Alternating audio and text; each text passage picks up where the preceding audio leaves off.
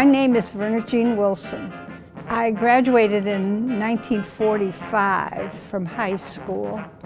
The government was still offering the cadet nurse program, which was simply a training school for nurses where they could use them should it be necessary during the war. So this was very fortunate because the government was generous and paid tuition, and this afforded a lot of people having a career. And when everything was over, of course, you could proceed forward. I really wanted to do something with my life that was new and different. So I had a good girlfriend who had similar aspirations, and she and I took off for the big city of New York all by ourselves. I suppose that would be unheard of for safety purposes, if nothing else, today. But we went and enrolled in college, and also we didn't have very much spare money, so we immediately went to St. Luke's Hospital, which was quite close to Columbia University, where we were attending school.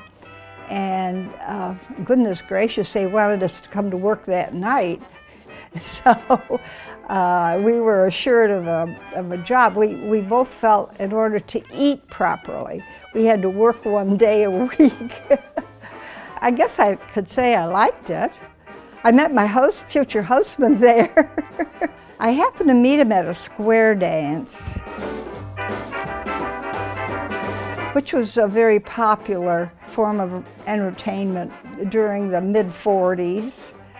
At the end of the evening, after we left for home, he decided he couldn't remember. He knew where I lived, but he couldn't remember my name.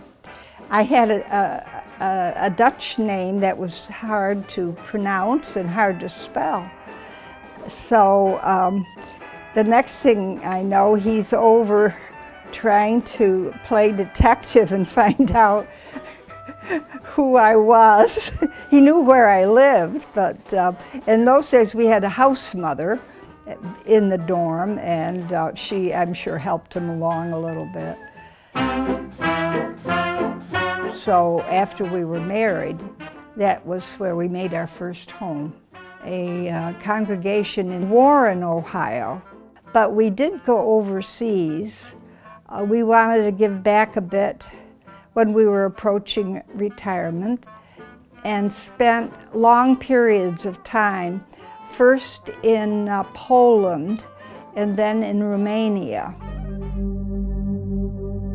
The children in Romania were in, I suppose you'd call it a foster home.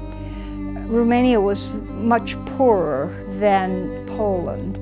Therefore, many parents couldn't afford to care properly for their children. And if that was the case, they would be sent to this orphanage. There were some circumstances that were rather bizarre, such as a dysfunctional family. You know, the father burned the house down, and therefore the children all had to come and live there. My first job, I was given a teaspoon, and I was given a circle of about 18-month-old toddlers.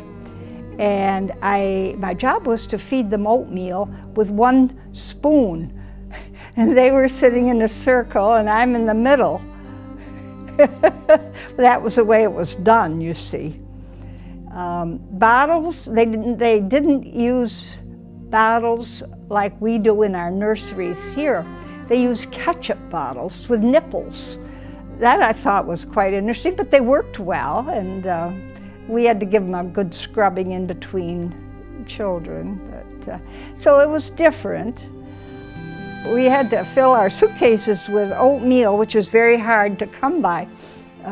For some reason, they didn't have a lot of oatmeal, and of course, this is one of the mainstays of their diet here in the States. So We put half of our suitcase full of oatmeal. Some of it, they had a lot of diaper rash, so we had to treat that with something called Desitin, and that we were able to get at some drugstores without charge in America, as long as they knew we were taking it overseas. And that worked out well too. That's a good treatment. Unfortunately, they didn't have enough to occupy their time. They would bang their heads on their crib slats. They would bang their heads on the wall just because they were unoccupied and bored.